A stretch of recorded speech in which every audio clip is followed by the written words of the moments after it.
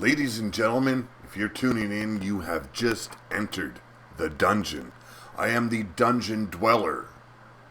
I am your host, Pete Wall. You are watching Pillar to Post. And tonight is Wednesday, June 7th, 2017. And this is your NXT report. Now, once again, NXT delivering where SmackDown and Raw just can't seem to deliver. Each and every week we go through this. Now, there are some exceptions to NXT, especially when it's like really close to a takeover event or following. Okay, you don't get as much action those nights. But this isn't one of those nights. This is a regular night of NXT where you get ass-kicking in your face wrestling. And that's what fans want to start seeing on SmackDown and Raw. We want to see wrestling. Now, there was a lengthy promo from Roderick Strong tonight, which I could have cared less for. He didn't quite deliver when it came to his promo. I think he needs more work when he's cutting a long promo like he did tonight. It wasn't so much as cringe as you could tell he's speaking from within. But there wasn't enough passion behind it. There wasn't enough gusto. There wasn't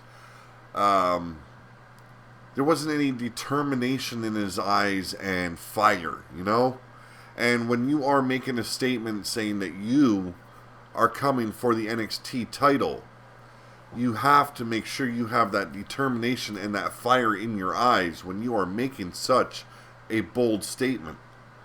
He fell short on that. Those are my complaints for tonight. Big things happening. Is Hideo Itami turning heel? Sure as hell seems that way after tonight's events. Damn.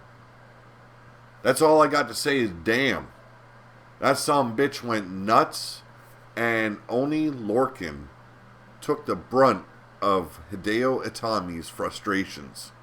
Now, these frustrations have been building since TakeOver Chicago, where he failed to capture the NXT gold from Bobby Roode.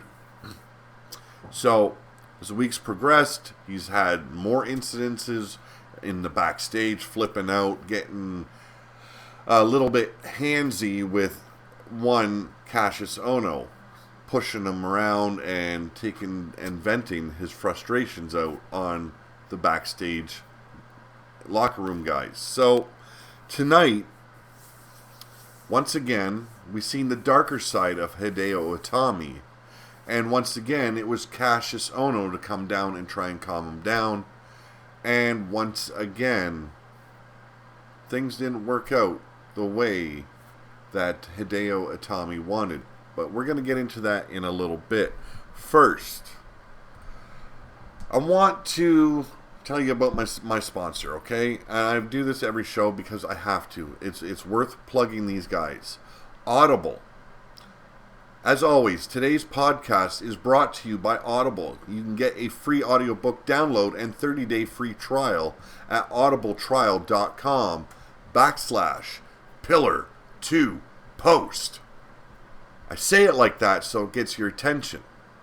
Now, they have over 200,000 titles to choose from for your iPhone, Android, Kindle, or MP3 player, or any other handheld device that you can travel with that can download audiobooks such as what Audible provides. Now, you can take it to the gym, you can take it on a long car ride, you can take it camping. Wherever you want, you have the ability to have that book read to you while you're either working out, going for a long drive, camping, either fishing. Man, I'll take mine fishing this summer. That's for damn sure. Now, me, I'm a fantasy fiction guy, so when I got mine, I went for Anne McCaffrey, Renegades of Pern. But you have other options. You have wrestling-related books, such as Mick Foley's books, as well as Justin Roberts' book that he just published. And who else is there? AJ Lee. AJ Lee had published, what was it called? Crazy is My Superpower. And then there's other stuff you can choose from. There's fantasy fiction. There's science fiction. There is autobiographies.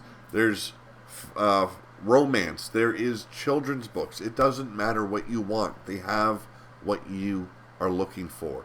And it helps the channel out. It helps Audible out. And you get something in return. That's why I plug them every episode of Pillar to Post. I don't care what it's about. I can either be gaming or giving you your NXT report, or SmackDown or Raw or news. It doesn't matter. You're going to hear it every time, because why? It helps the channel.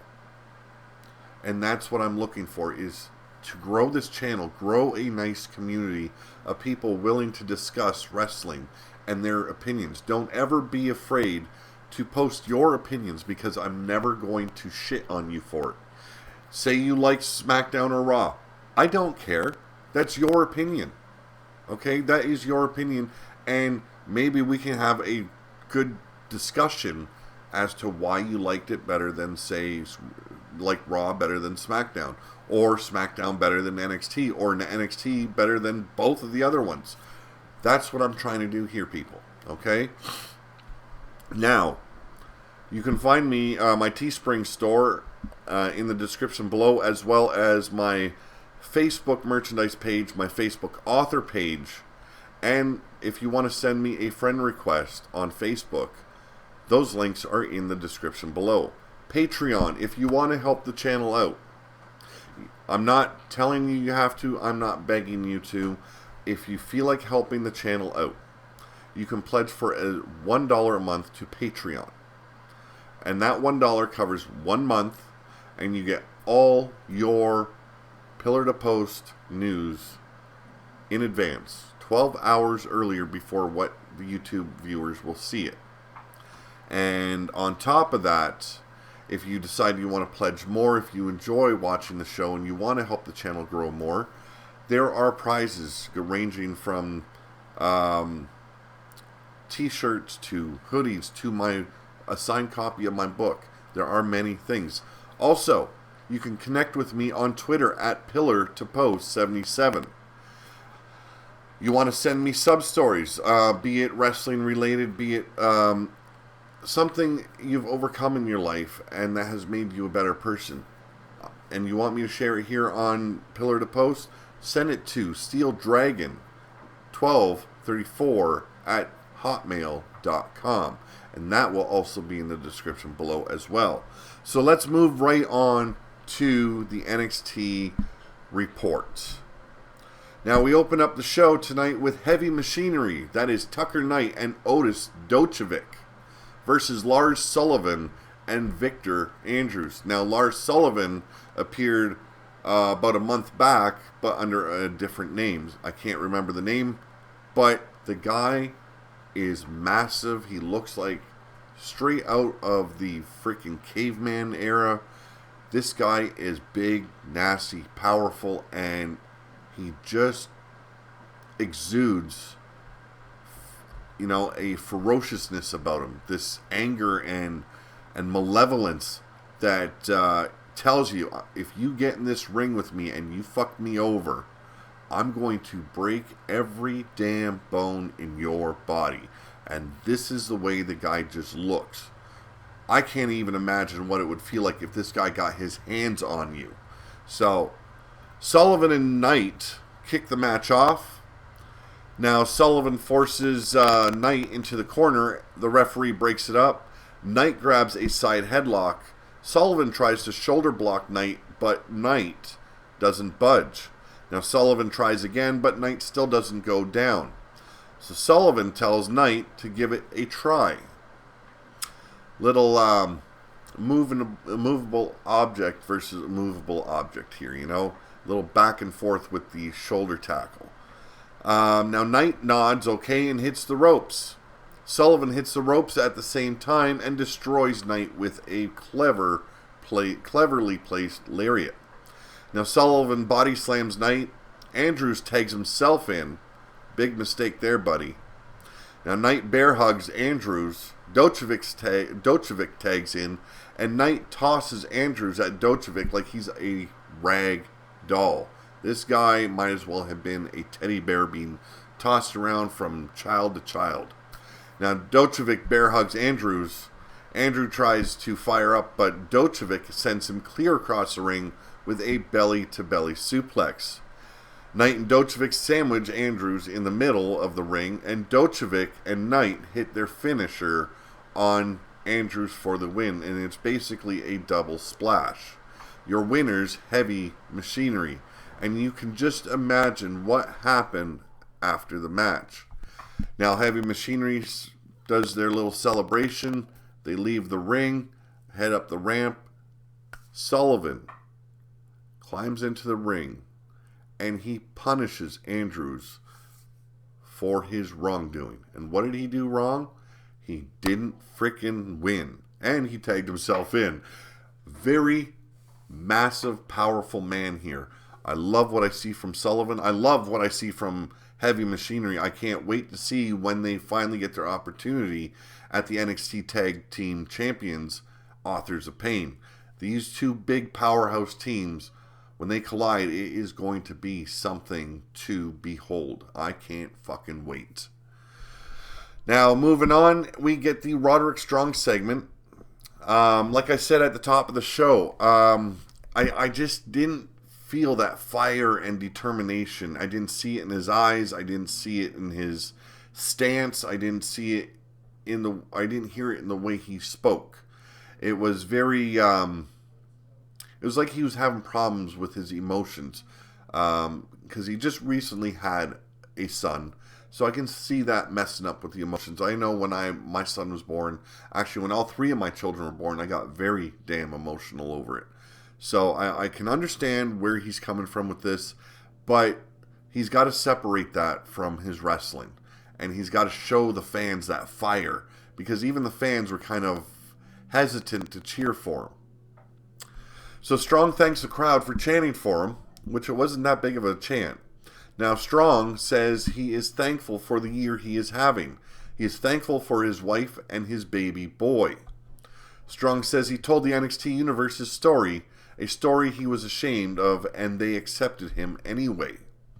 And when Strong came to NXT, he told everyone the only reason he is here is for that NXT Championship title. Excuse me. Now, that is the one he wants and needs. It is no longer Roddy against the world. It's Roddy, his wife, and son against the world. Before Strong can finish, NXT Champion Bobby Roode makes his way out and interrupts the Roddy one. Now Roode is fake crying and wiping his eyes with a piece of tissue. Roode says that was such an emotional story that he needs a minute before he can speak. He needed to collect himself. I thought it was funny. Now Roode says Strong should be proud. He has won a bunch of matches. Finally, Roode adds that Strong has a marginally attractive fiancée and a sorta normal son. Nice little touch there. Now Strong is livid. Roode says he knows Strong wants to be on the marquee with the champion, or the champ. Diapers don't pay for themselves. Strong wants to win the Roode lottery. Problem is, that isn't the way it works in Roode's NXT. You have to earn your shot at the champ. Roode tells Strong that he is a good hand and he should stay in his lane. Now, if Strong is good, Roode may even take a selfie with him so he can show his little guy at home. Yes, Roode would actually do that for Strong. Roode tells Strong not to try to play the Roode lottery because he is not man enough to win. So I like Roode's little spot on that segment. It was really good. It was Bobby Roode. You know, you always know when Bobby Roode's going to be saying something. You always know how it's going to go, and it's always, or for the most part, it's dead on. Strong's part wasn't really into it, but you can only, ask for so much. Now, following this, we get a little look at Nikki Cross in the, I think she was outside somewhere. And she's basically beating up her jacket and constantly repeating Asuka and Ruby, Asuka and Ruby. And Cross wants to play again. And that's where we leave her basically just sitting against this big box on the outside. So, Nikki Cross, still crazy. I like it. I love it. She is a very potential future NXT champion, women's champion, and I would love to see her as champion. That psycho bitch would fucking put a fire under all the women in the locker room. Love it. Peyton Royce with Billie Kay versus Sarah Logan. Now, I'm not going to say this was the best match. I'm not going to say that it was good at all. But I don't know who Sarah Logan is. I have never seen her in NXT before, so maybe she was local or whatever, or she is a new face in the women's locker room. Don't know. A lot of mistakes in this match. Lot of diva-like tactics, pulling hair, slapping. I understand that it's part of Peyton Royce's character, that she acts like this prissy little silver spoon in the mouth bitch, but it just doesn't go with what we're seeing from the women on SmackDown and on Raw. So wasn't too happy, and there was a lot of mistakes in this match, like I stated earlier. So Royce drops Logan on the mat face first. Now Logan gets up and stares down Royce. Royce forces Logan into the corner, and Logan takes Royce down with an arm drag into an arm bar. And Royce counters with a spin kick for a 2 count. Royce hits 2 suplexes into a modified DVD for a near fall. Logan floors Royce with a headbutt. Logan lands multiple chops to Royce. Shining Wizard by Logan for a near fall. Royce catches Logan with a knee trembler that sends Logan careening to the mat. Royce picks up Logan and Fisherman suplexes her for the win. And if you don't know what the Fisherman suplex is, it is the perfect plex. That is one thing she did fairly well in this match. Actually, I didn't mind the consecutive suplexes into the DVD either. Very nicely done. Sarah Logan looks like she's got potential. I wouldn't want to see her leave. Now, Peyton Royce is your winner, but all in all, I don't know. The women have a long way to go here on NXT so far, with a few exceptions. You've got Nikki Cross, you've got Ember Moon, and you've got Asuka. Those women don't need that much help. They're on fire. So last week, as Andrade Cien Almas was leaving the arena with a few ladies, he is confronted by Thea Trinidad. Now, Trinidad asks Almas if this is what he is now. Almas says yes. Trinidad slaps the taste out of Almas's mouth and walks away.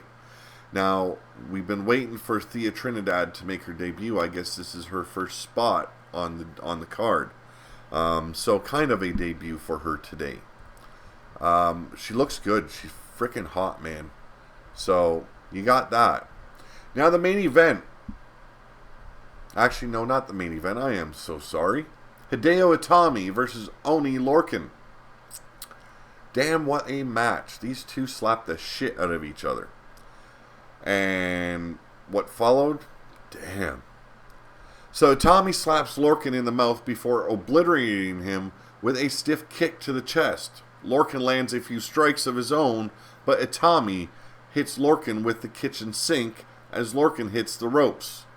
Itami tries to attack Lorcan in the corner.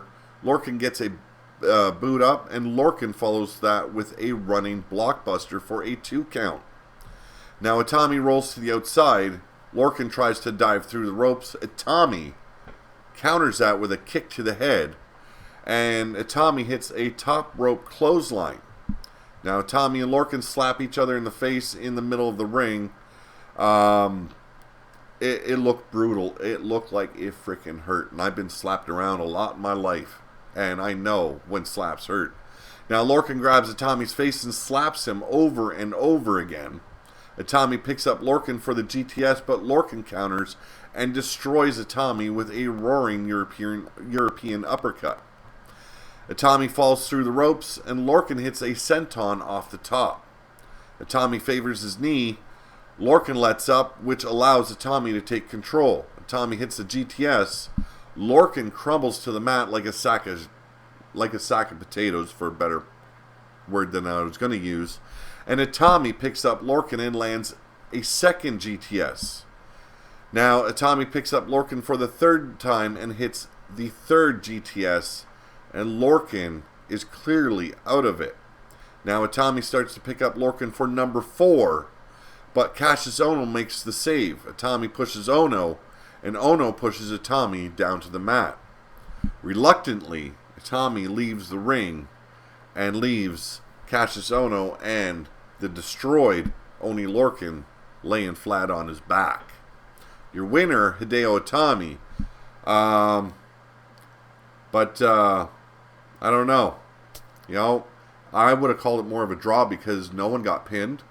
You had Hideo Itami leave the ring, and the match was never finished. Now, Hideo Itami legitimately could have been counted out, and Oney Lorcan could have gotten the win, but that's not the way they played it out. They have Hideo Itami as your winner. So you can obviously see there is a huge feud brewing between Itami and Cassius Ohno. Big things happening in NXT right now. Don't miss your episodes. Or, if you want to get that news, make sure you visit Pillar to Post, because I will be delivering the results, reviews, and news of what's going on in NXT, because it is picking up heat, people. If this goes down as a feud, Cassius Ohno versus Hideo Itami, that is a huge match. That is pay-per-view quality shit right there. And if it gets played out on NXT without it being at TakeOver, damn, we're in for a fucking night. Finally, No Way Jose versus Killian Dain for your main event of the night. Now, this is 1 hour. 1 hour, and I've got more excitement brewing in me than I do of 2 hours of SmackDown and 3 hours of Monday Night Raw. Why? Very little cringe on these episodes of NXT. Very, very little cringe. And I love that. I don't understand why Vince McMahon can't follow the simple program that NXT is giving us. And yes, it is a very, very simple format that Triple H and William Regal are using here. And yet, that concept is lost upon Vince McMahon and fucking Kevin Dunn, that buck-tooth, saber-tooth, motherfucking ball-licking, giving Vince McMahon crotch rot is why we're getting great balls of fire. But like I said, No Way Jose made his return last week, and he wants revenge on the big man from Sanity, Killian Dain. Also, you could see that No Way Jose in this match was trying to show the fans and the viewers and everyone in that locker room, he is not just about dancing and being a clown. He's about wrestling as well, and he proved himself tonight. Now, he didn't pick up the win, but damn it, he put on a fantastic show. But before I get into it, I need my coffee. Now, right from the start of the match, Dain runs over Jose. Jose hops up on Dain's back, but Dain shrugs him off like he's nothing. Jose goes up top and hits a double axe handle. Jose boots Dain in the face, which sends Dain out of the ring. Doesn't land him on his back. He rolls right to his feet. Now, after a short break, Jose tries to pick up Dain, but Jose's legs buckle. Dain obliterates Jose with a running body block, basically like a crossbody, but not as high up on the chest. It was like right in the midsection. It looked punishing. Okay, put it that way. It was punishing. Now Dain pounds on Jose's back with crushing shot after shot. Dain locks in a neck vice The crowd claps as Jose tries to fire up. Jose lands a few shots to Dane's gut, but Dain picks up Jose and hits Wasteland. If that wasn't enough, Dain crushes Jose with a running senton, and Dain picks up Jose in an electric chair, but Jose fights out of it by pounding on the face of one Killian Dain. Jose and Dain trade blows. Jose calls for the wind-up punch, but Dain counters with a massive headbutt. Now Dain torpedo drop kicks Jose. Dain picks up Jose for the Ulster plantation. The match is all over. Now I did forget, surprisingly, No Way Jose did pick up Killian Dain up on his shoulders, and he did deliver the TKO, but that was far from enough to take out the big man, the monster that is known as Killian Dain. He got hit with the Ulster plantation, and the match was all over. Your winner, Killian Dain. Beautiful match. It looked great. It looked brutal. This is what I want to see in my wrestling show. Sadly, we're not getting that in SmackDown and Raw. Now, I want to thank everyone for joining me, and if you have yet to subscribe to the channel, please hit that subscribe button. Follow that up with hitting that little bell to make sure you get all the notifications from Pillar to Post here every time I upload and stream. Also, tomorrow night, live, we are live streaming tomorrow, and it will be Shooting from the Hip with my co-host, Heavyweight Mark, as we discuss this week in WWE, as well as other news. And I got a surprise, not just for my co-host, but the fans of Pillar to Post as well.